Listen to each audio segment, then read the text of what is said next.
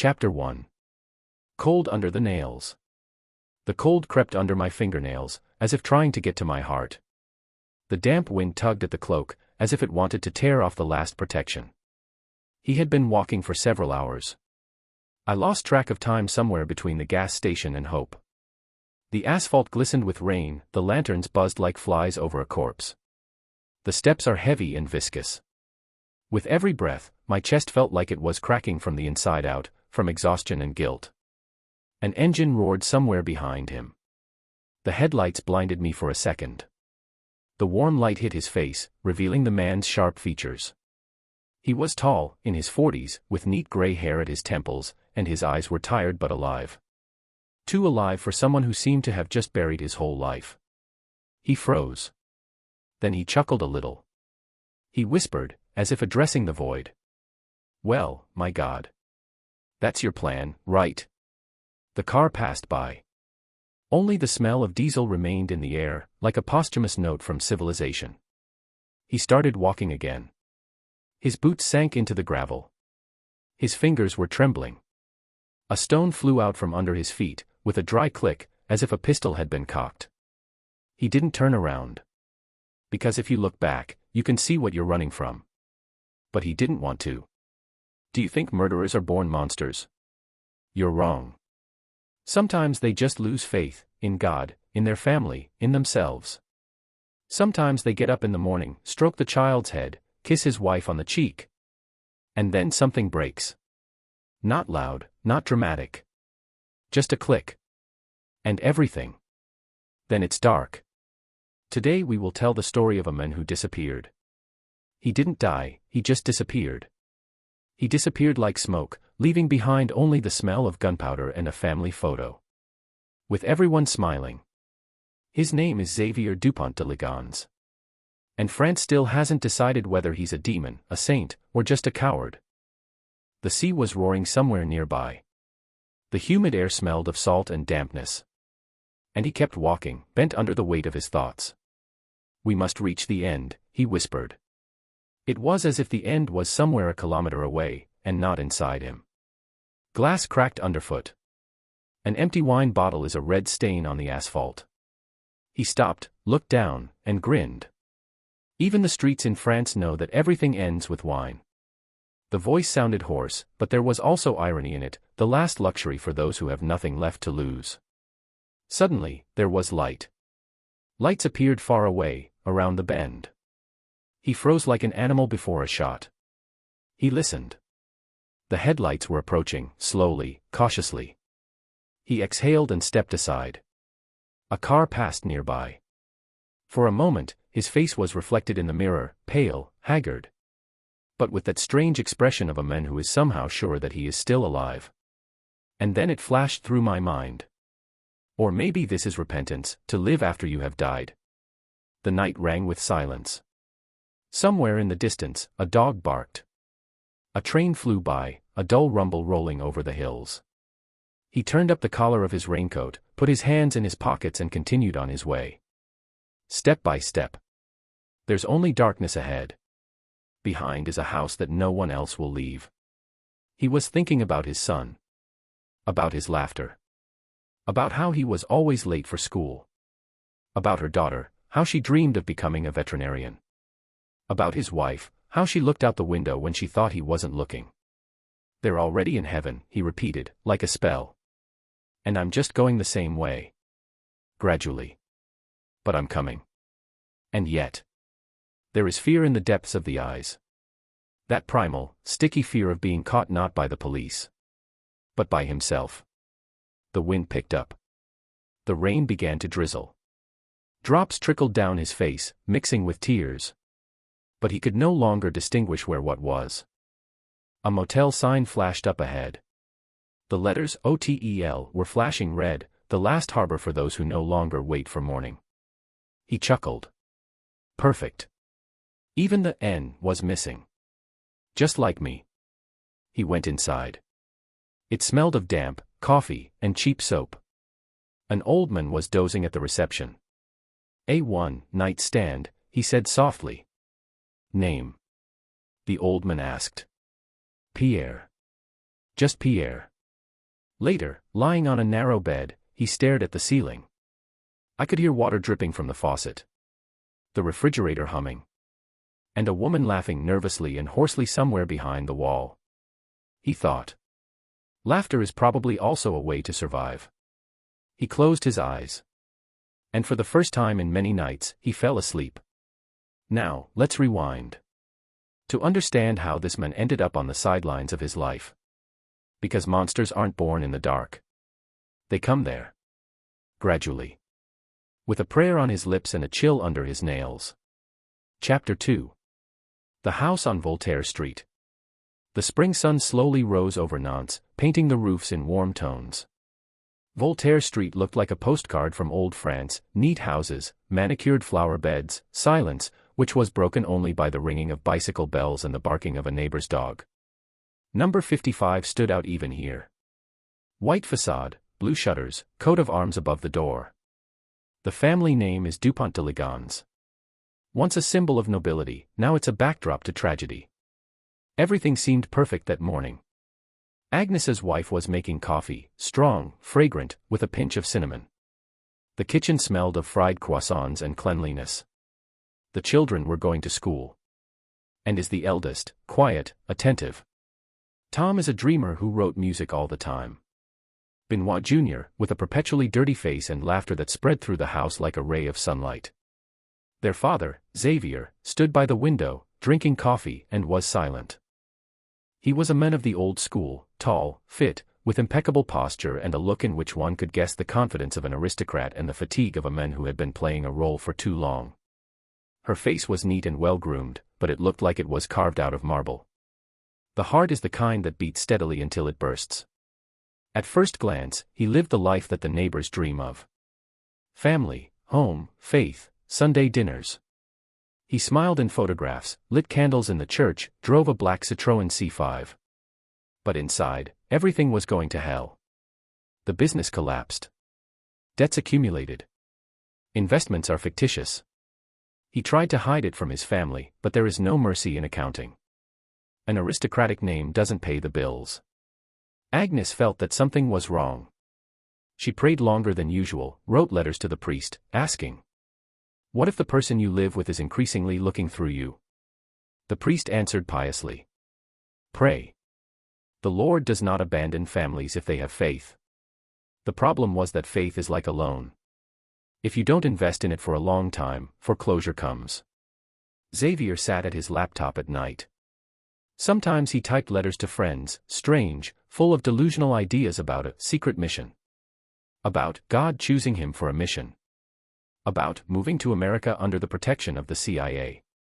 He even forged the documents to make everything look convincing. Why? To justify what he was going to do. Or to believe it yourself. A line will be found in Agnes's diary later. Xavier is strangely calm. He says that everything will change soon. And for some reason, I believe him. The neighbors, of course, did not notice anything. The French politely do not look out the windows. They're used to having their own theater behind closed shutters. And yet someone had heard the quarrels. One night, through an open window, I heard snatches of phrases. "It's for us." For whom, Xavier? For God's sake or for your vanity? Then the sound of a broken cup. And silence. Outwardly, everything remained flawless. On Sundays, the family went to Mass. Xavier stood straight, in a suit, with an expression of reverent calm. Next to her is Agnes, with a prayer book in her hands. Behind them are children, like little soldiers of faith. The people in the church nodded respectfully. These are the real Catholics. An example for everyone. If they only knew that God had already moved out of this house. One evening, Xavier sat down at the table and began to draw. Slowly, precisely. House plan, courtyard, terrace. The lines are perfect. There are notes in the margins, 2 meters deep, 3 bags of concrete, do not dig too close to the wall. He leaned back in his chair and looked at the blueprint. He grinned. No one is looking for what is hidden under their own paradise. Life went on as usual in Nantes. Neighbors were laughing at a barbecue, children were kicking a ball. And an abyss was growing behind the white walls of the house on Voltaire Street. And no one noticed how she devoured everything.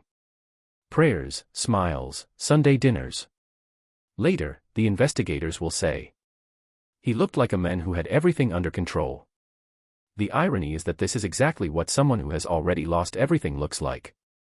Agnes, on the last night before Easter, stood at the window. It was raining lightly outside. She turned around and looked at her husband, who was reading the Bible. She asked, "Xavier, do you believe that God will forgive us?" He looked up and smiled slowly. "Of course.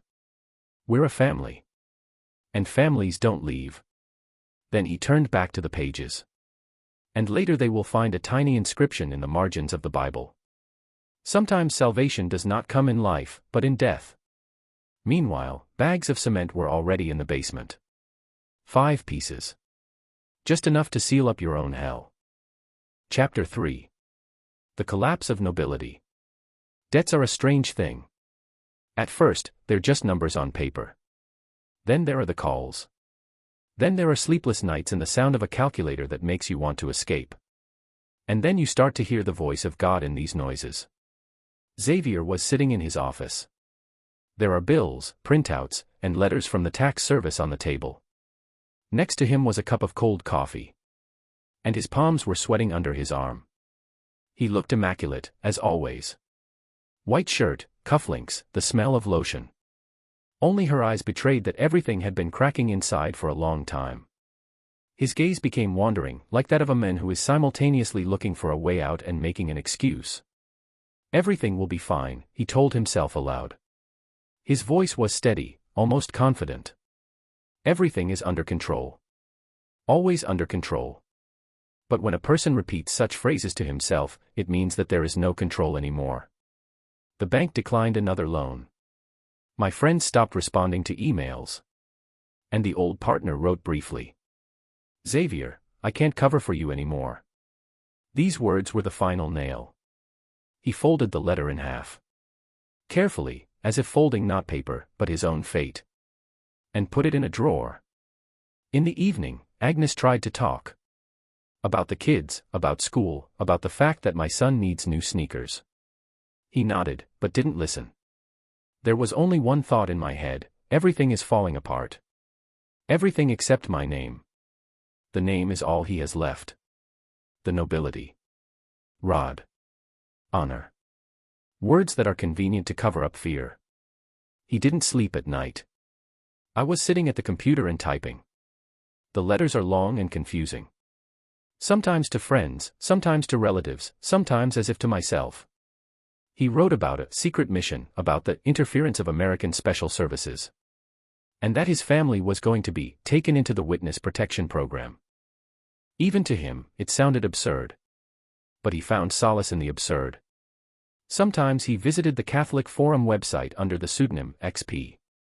There, amid discussions about faith and redemption, he wrote mysterious phrases. The real sacrifice is the one made out of love. When God is silent, it means it's time to act on your own. They answered him with emoticons. Not realizing that this man was already preparing to kill. One evening, Xavier sat down to write a letter to a friend named Emmanuel. He wrote with great care, as if he were building alibis instead of words. If you're reading this, it means everything has already happened. We were taken to America, we are under protection. Please don't tell anyone. It's a security issue. He signed. Your Xavier. P.S. Don't look for us. This is the will of the Lord. Then he turned off the light. Stood at the window and stared into the darkness for a long time. He stood motionless for hours. It was raining outside. And the drops were tapping on the windowsill, rhythmically, like a countdown. At one point, he whispered, "It's better to die a hero than to live a life of shame." And then he added, more quietly, "Or kill so that the hero dies." In the following days, his behavior became strange. He started buying things that didn't make sense. Silencer, bags of cement, gardening tools, gun cartridges. He answered the seller's questions calmly. "I am arranging repairs on the terrace." In fact, he was not preparing repairs. He was preparing the finale. Meanwhile, Agnes noticed the changes. He became colder. Sometimes he looked at her as if she were a stranger. She asked, "Do you still love me?" He replied, "Of course. I'm just thinking about the future." She didn't know that in his head, the future no longer included anyone. On Easter, he went to church alone. I was standing at the altar, praying. The priest noticed how his hands were shaking. "Is everything all right, Monsieur Dupont?" he asked. Xavier looked up and smiled. "I've never been so close to God before." And, perhaps, it was true. Because madness is often disguised as holiness. Late in the evening, he sat down at his desk again and opened a blank sheet. He wrote in large words. The plan. There are 4 points below it. Every one is concise, without emotion. The handwriting is smooth, like an engineer's. Turn off the phones. Euthanize the dogs. Take care of the family. Disappear. He reread it. Nodded. And carefully folded the sheet. Meanwhile, the children were laughing behind the wall. Thomas played the guitar. Benoit asked for another piece of cake. Agnes was watching the show and, yawning, said, "It's good when everything is calm." He smiled. But there was nothing human about that smile anymore. Later, the psychologist who studied his notes would say, "He wasn't crazy. He was an idealist who couldn't stand the imperfections of the world."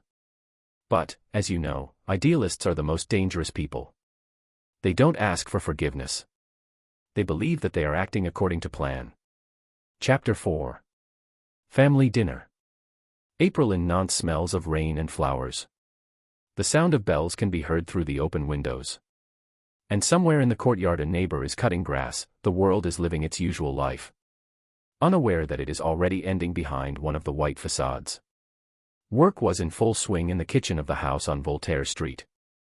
Agnes was taking the duck out of the oven, juicy, with orange sauce, which she made according to an old family recipe. And was cutting bread. Thomas was setting the table. And Benoit was spinning underfoot, stirring and laughing. Xavier entered quietly, as if afraid to frighten away this comfort. He was wearing a fresh suit, pressed to perfection. He looked almost happy. Almost. "Dad, will you play with us after dinner?" Benoit asked. "Maybe," he replied softly. "Tonight is a special night." Agnes was surprised. "Why is it special?" He looked at her. Smiled. And said, "It's just. I've finally made up my mind." She didn't say anything. Xavier's decisions always scared her. They sat down at the table. The wine was generous. The laughter sounded sincere. And for a moment it seemed like everything was back in order. Thomas was playing a short tune on the guitar. And told me about the university. Agnes prayed softly before each course. And Xavier sat, listened, and seemed to write down every word in his memory. He was smiling, but there was something parting in that smile. "You know," he said suddenly, raising his glass, "I've been thinking about us. We're a rare family." "Real." "It's true," Agnes replied. "The Lord protects us." Xavier chuckled. "Yes. Protects you. Sometimes in a strange way." He took a sip of wine and closed his eyes. For a second, the world seemed to freeze. Only the ticking of the clock on the wall counted down the time. Clearly, ruthlessly, like a protocol. After dinner, they sat for a while longer. Laughter, conversations, domestic bliss. Then there is the usual fuss. Plates, cutlery, children take away the leftovers of dinner. Agnes went up to her husband and put her arm around his shoulders. "Thank you," she said. "It was a good evening." He nodded. "Yes, the best of all." She didn't notice how his hands were shaking. Later, when the house was silent, he stood at the window for a long time. It was drizzling outside. And the lights of the lanterns were reflected in the puddles. He took out a small notebook from his pocket. I opened the last page. There, in a neat handwriting, it was written. "When love becomes a promissory note." The only way to pay is to close the account. Someone turned on the TV in the next house. The actors of the sitcom were laughing loudly. The world did not seem to notice that somewhere nearby someone was putting the last point in his biography. At 3 o'clock in the morning, Xavier was still awake. He walked around the house, adjusted the photographs on the walls. Stopped at each one, like at a monument. One shows Agnes laughing on the beach. On the other, there are children in school uniforms. On the third, all together. In the same house. With the same smiles. He ran his finger along the glass. He whispered. Everything will be quiet. I promise. In the morning, the neighbors will say that they heard music. Quiet, gentle, like a lullaby. And nothing else. Chapter 5. Silence under the terrace. Nantes. A few days after that dinner. It's spring, but the air feels wrong and still. It was as if the whole block was waiting for someone to shout, "Wake up." But no one was shouting. Agnes' friend was the first to worry. She called, but no one answered. I wrote, "Silence." She even stopped by the house. The shutters are closed, the mail is full of envelopes, the dogs are not barking. Strange. These dogs always greeted guests with loud yelps. The neighbors noticed it too. One said. They probably went on vacation. The other shrugged. Who goes on vacation in April without a car? And the car, a black Citroën, stood in the garage like a black coffin with a full tank. Letters began to arrive to friends. From Xavier. They have a calm tone, as if everything is going according to plan. We are protected. Don't look for us. This is serious. It's all good. The signature is smooth and neat. But the trouble was, there were no fingerprints on the envelopes. And the stamp is not from America, but from Nantes. A week later, the neighbors finally called the police. The door was opened quickly, the key was under the mat, as always. The house is in perfect order. There are untouched dishes on the table. In the bathroom, toothbrushes are in place. And in the cupboards, things are stacked, as if the owners had left for a day, not forever. But the air was different. Raw. Heavy. And there's a strange smell in it. The investigator wrote in the report. The smell resembles a mixture of wet cement and decay. We went all over the house. Nothing. There was no sign of a struggle, no blood. Only in the garden there is fresh soil under the terrace. Someone has been digging recently. Work? The policeman asked. Perhaps, the other replied. But why pour cement on the grass? We decided to check it out. When the crowbar broke through the first layer of concrete, the air seemed to exhale. There was a smell of dampness and a sweet stench that could not be mistaken for anything else. They retreated. They were silent. Someone crossed himself softly. The other one said. There's someone here. An hour later, the first package was taken out. Bedsheet. Then the second one. Then the third one. 5 bodies. Wife. Children. Dogs. Everything is neatly arranged, as if even death should be orderly. Nothing on their faces. Only peace, which looks like a mockery. Investigator Renaud will tell reporters later. I've seen a lot. But here, there was silence. Not even the flies were buzzing. As if the house itself didn't want to make any noise. The police immediately launched a search for Xavier Dupont de Ligonnès. Suspicion is obvious. But here's the strange thing. A letter was found in the house. It contains all the same words. We had to leave. Excuse me. This is God's will. Xavier's signature is under the letter. But without a date. The neighbors, when they were interviewed, said. He was always calm. A little weird, yes. But who would have thought? And one old man from the neighboring house added. I saw him after Easter. I was walking down the street in a raincoat. I said, Where are you going, Monsieur Dupont? And he smiled and replied, It's already been decided. The old man thought it was about moving. He was mistaken. The police checked the cameras. The trail leads south. Xavier took a room in a hotel near Roquebrune-sur-Argent. I paid in cash at the counter. I left my passport. He left in the morning on foot. And they never saw him again. The silence under the terrace became the main news of the country. The newspapers wrote. A French aristocratic family disappeared, and was found under their own house. On TV, they discussed everything: religion, honor, psychosis, duty. Someone said, he's a beast. Someone said, he's a martyr. And someone, he's just a man who felt too ashamed. Candles were set up on Voltaire Street. The children brought flowers. The journalists were crowding at the gate. And all this time, there was that same silence in the basement of the house. Thick, motionless. Like an eternity that finally got an address. Chapter 6. Footprints in the South. The sun in the south of France shines equally on vineyards and on crimes. Maybe this is the philosophy of the country. No one hides from the light, just pretends that it does not exist.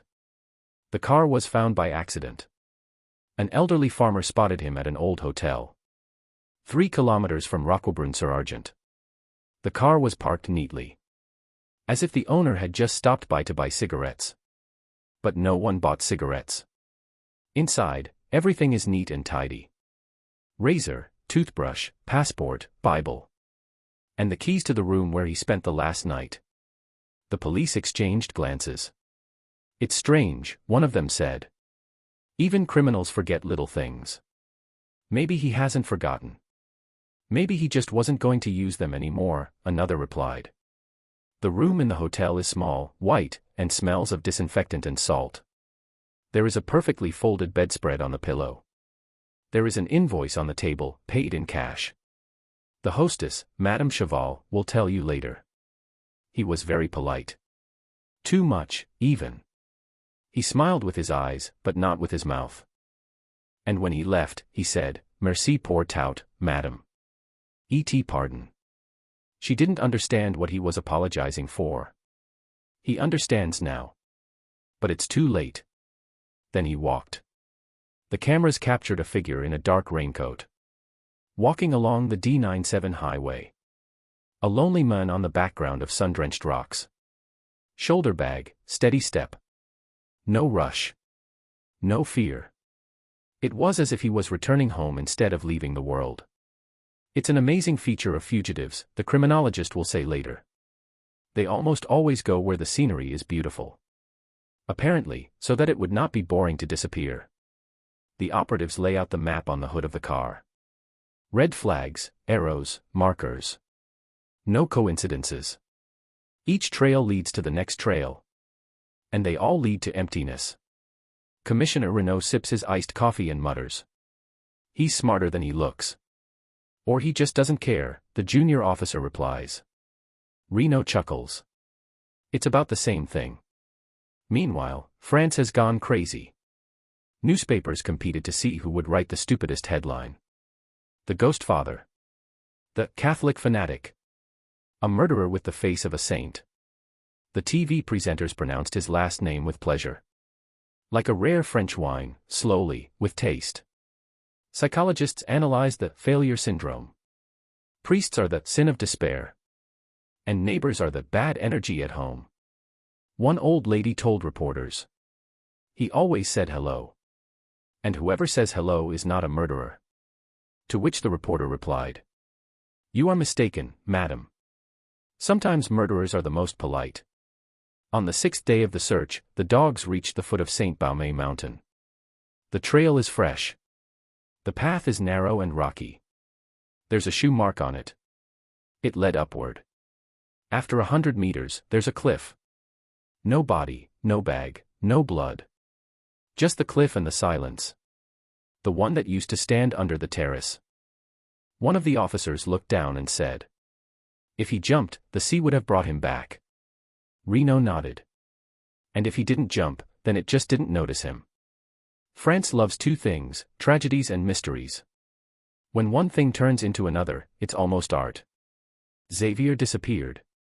And the country gained a new cult, the cult of absence. Every year, someone claims to have seen him. In a church, in a monastery, in a bar, on an island. But the shadow remains a shadow. Fate, as you know, does not tolerate pauses. And he left the longest of all. The final note of the chapter. The sun is still shining in the south. There is now a parking lot with a cafe in the place where his car was found. Tourists drink cappuccino and do not know that a few meters under their feet lies a story that France has not been able to digest. And somewhere in the wind his voice is still whispering, Merci pour tout. Et pardon. Chapter 7. Ghosts from the Web. After Xavier disappeared, France did what it always does when it doesn't know what to think. She opened her laptops. It all started with the forums. I saw him in Lyon. He lives in Spain under a different name. He's a monk in Corsica. The internet was instantly filled with witnesses. Everyone knew the truth. Everyone has their own way. One wrote, I'm sure he's alive. Such a person does not die. The other replied, he's been in hell for a long time. In Nantes, a black cat was seen at his house. The third one laid out a map with red circles, arrows, and the words, here. He's a serious man, an engineer. But in his spare time he's a ghost hunter. Podcasts, YouTube videos, and expression analytics have appeared. People were discussing footage from gas stations. Pausing, zooming in. Looking for his gait, his ear, his aura. Look, it's definitely him. The same posture, the same shadow on the cheek. It was a cashier from Toulouse. But who cared about the details? Xavier has become anything but himself. For some, he's a cold-blooded killer. For others, he is a saint who freed the family from suffering. For others, it is a symbol of the collapse of old France. He was noble to the end, wrote one newspaper. He even committed a crime with his manners. An anonymous commenter added under the article, yes, killing with a napkin on your lap is top class. A few years later, the police received a picture. In Glasgow, at a bus stop. A man who looked like Dupont de Ligonnès. Stern face, gray hair, raincoat. The French media exploded. He's alive. Caught. The mystery is solved. But a day later it turned out it wasn't him. A Scottish accountant who happened to become a doppelganger of a national nightmare. He sued the newspapers. I won and bought myself a new raincoat. Black in color. Almost like the original. Journalists began to look for witnesses from the past. Friends, priests, teachers. One former colleague said, he was smart, but too correct. And such people sooner or later break down, they have everything inside under the ruler. Until one line turns into a chasm. The priest from Nantes sighed. He came to confession the day before he disappeared. He asked if he could forgive what he hadn't done yet. Philosophical threads began to appear on Reddit and Telegram. Was he a monster, or did he just break down under the weight of society? Someone wrote, if he were alive today, he would have been made a character in a Netflix series. The other replied, he is the series. Only without end and credits. Police experts have built a model. Above average intelligence. Emotional instability. Religious obsession. Financial pressure. A typical explosion of accumulated shame, said the criminologist. Or an attempt to cheat death itself, the journalist added. Maybe it's just a bad day, the technician muttered.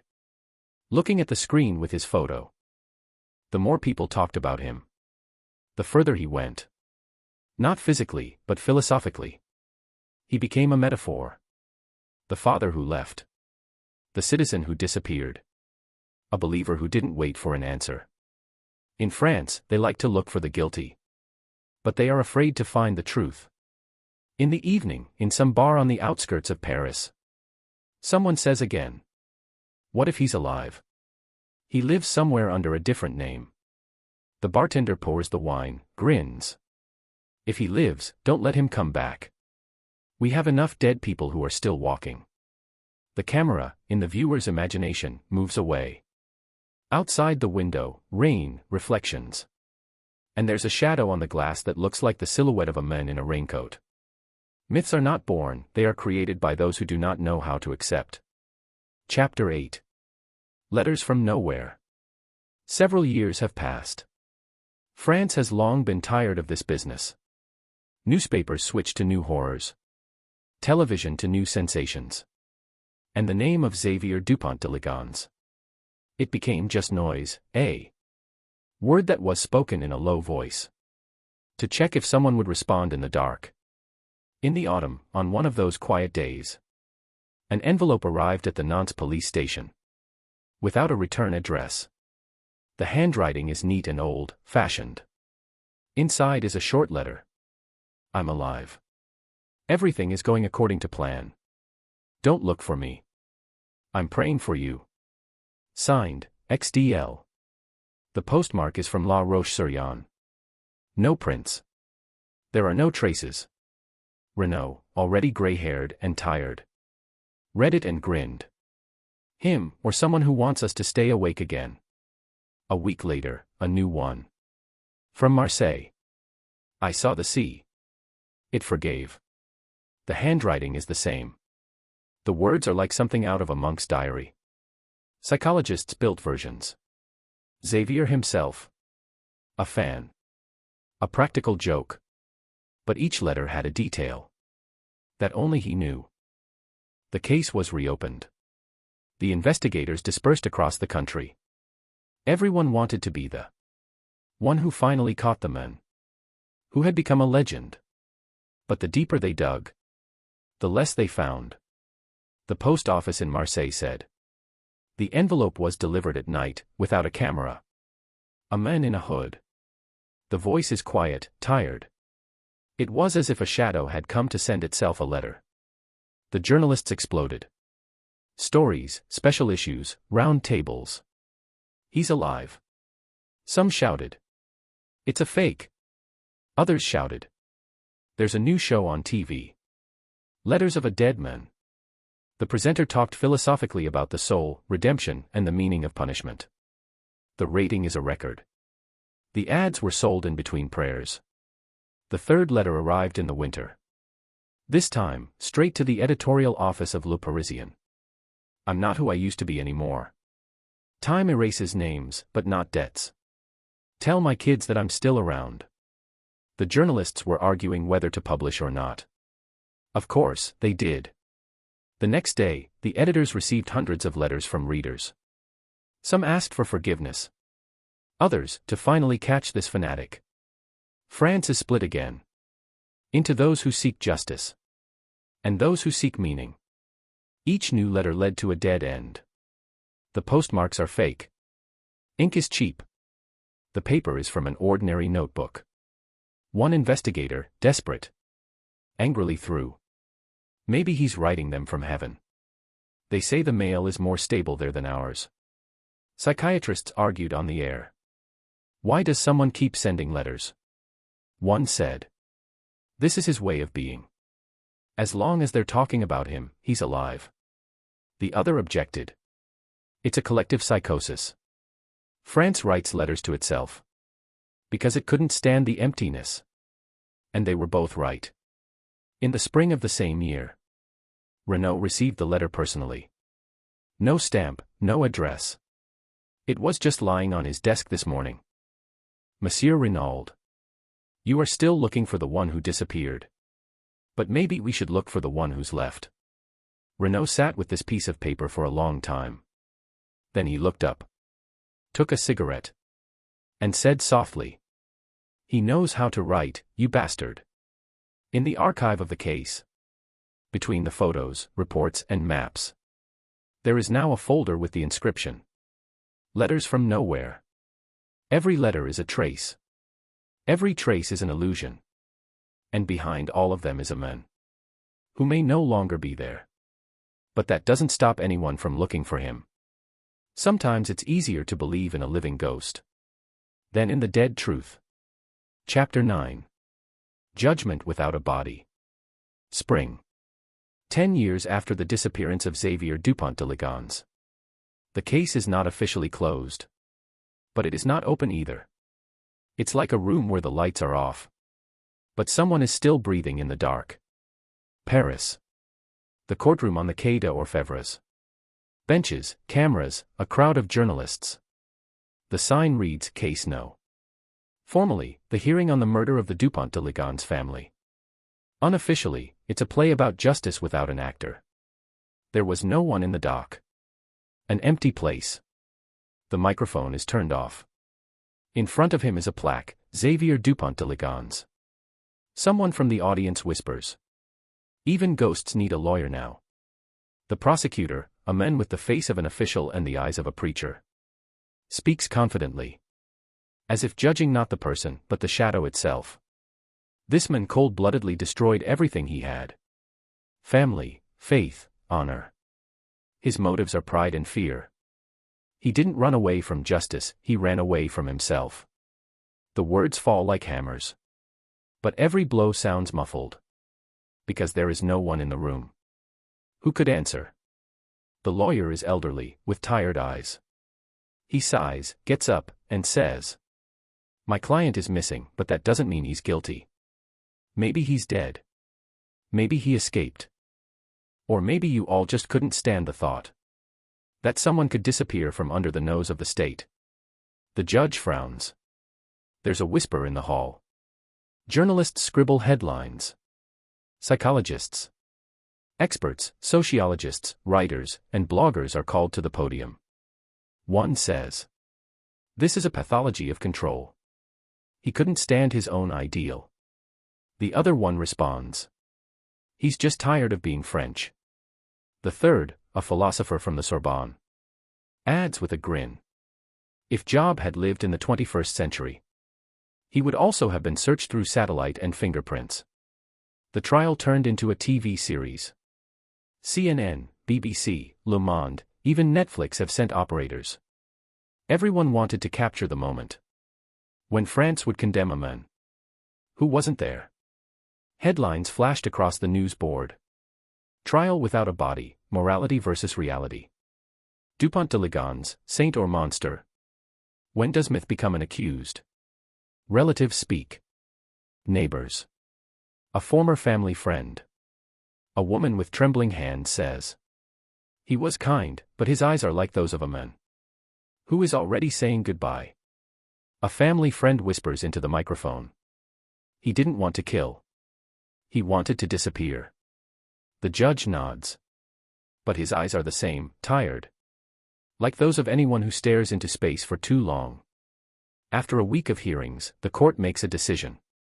Xavier Dupont de Ligonnès pleads guilty to murdering his family members. Point. Without a body. Without proof of his life. Without a finale. The journalists applaud. France sighs. The world nods, and order is restored. Only the lawyer sits in silence. There is a letter on his desk. The envelope with the inscription, "Don't look for me." A day later, someone leaves a bouquet on the steps of the courthouse. White roses. And a note. "You judged the shadow. And the man is still walking." At night, a surveillance camera captures a figure by the Seine. A man in a long raincoat. Looking at the water. He doesn't turn around. Then he disappears into the fog. The police later checked the recording. The face is indistinguishable. But Renaud, seeing the frame, said softly, "He would have stood there. Until the end." Sometimes justice is just a way of not admitting defeat. Chapter 10. Silence. Night. Paris sleeps under the soft hum of cars. And only the rare light of lanterns trembles on the wet paving slabs. Somewhere far away, where the Seine makes a turn, a man in a raincoat stops. Inhales the air, cold, with the smell of rain and iron. Then he takes a step. And disappears. A week later, the case was officially closed. The wording sounded like something out of a bad novel. The wanted man is probably dead. Probably. The word probably became the last point. And the most honest. Renaud left the office. Got into the car and turned on the radio. As luck would have it, there was a report about him. About Dupont de Ligonnès. He turned it off. There was nothing more to hear. Everything on Voltaire Street has long been overgrown with grass. The boards on the windows were darkened. And the mailbox was empty. Sometimes someone leaves a candle there. Sometimes a note. I'm sorry. Damn. Why? Children from neighboring houses call this place the house where the walls whisper. And at night, if you walk past, you can really hear the wind blowing through the empty rooms. And it seems as if someone is quietly praying. As the years go by, Xavier's name gradually disappears from the news. New monsters, new mysteries, new crimes take its place. But sometimes, in police academies, in lectures on the psychology of murder, he is still mentioned. And every time someone asks, "Do you believe that he is alive?" the teacher smiles and answers, "Believing is not what the police do." One night, Reno records an audio diary. The voice is hoarse, calm. "I've seen hundreds of criminals. Everyone had a reason. He only has an idea. Maybe that's the devil. Not in blood, but in the belief that you know how to live and die properly." He turns off the recorder. A long silence. Then he adds softly, "But sometimes I envy him." In the spring, years later, another letter arrives at the station. No address, no signature. Just a few lines. "It's over. But you still don't understand what I wanted to say." The ink is already pale. The paper is old. The handwriting is still the same. Reno looks at it for a long time. And then, without reading further, puts it back in the envelope. Let it be the last one. Morning. The city is waking up. The newspapers write about politics, the weather, and football. Xavier's name is not mentioned anywhere else. And yet, somewhere in the south, in a small chapel by the road, sometimes a candle is lit.